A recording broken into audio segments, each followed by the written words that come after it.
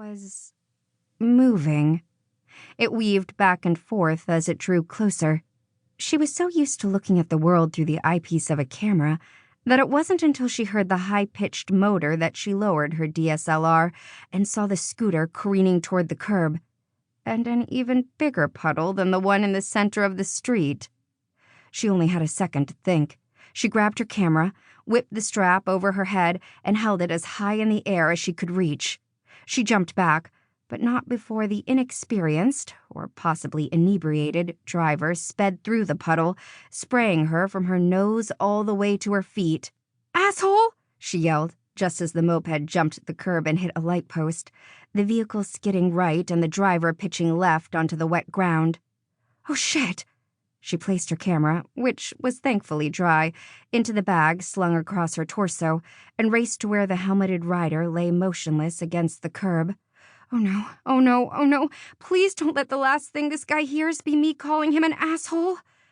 Even though he sort of was. He could have killed her, and might have just killed himself. "Shit, shit, shit," she said softly. When she got to him, she dropped down to a squat and was relieved to see his eyes were open. They were really good eyes, too. Bright blue with thick, dark lashes and, oh my God, focus, Gabi! "Are you okay?" she asked. "I mean, you're breathing, right? I just saw your chest move, so you're not dead. Please don't be dead, or the only way I'm going to remember this trip will be as the graduation trip where I talked to a dead guy who had gorgeous eyes." He blinked, and she wondered if he was in shock. "Should I call 911? Wait, did they even have 911 here?" She hadn't anticipated near-death encounters with motorists, which meant that in all she'd read about the places she wanted to travel, she skipped the chapters that dealt with situations such as this, if said chapters even existed. His voice was hoarse. Maybe he needed water. Maybe these were his last words, and he was going to tell her something really important that she'd have to pass on to a family member. "Should I call someone?" In case he wasn't a native English speaker, she slowed her cadence and increased her enunciation.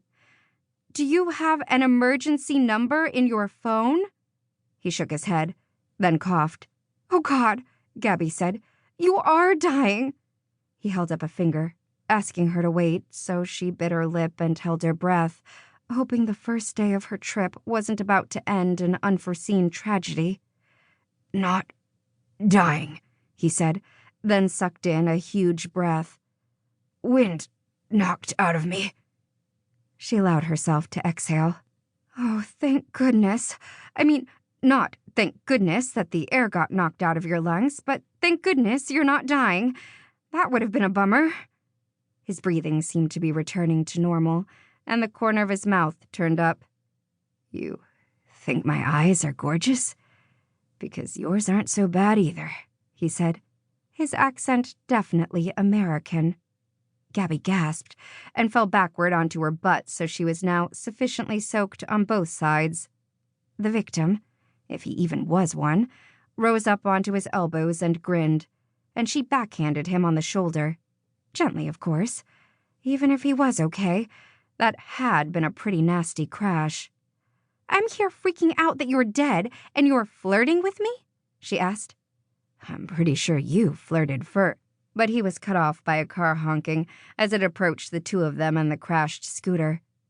The stranger scrambled to his feet, grabbing Gabi by the hand and pulling her up with him before yanking the small vehicle out of the way. Gabi's stomach did a cartwheel, which she chalked up to the adrenaline at having almost been run down not once, but twice. It had nothing to do with his hand wrapped firmly around hers. "You okay?" he asked.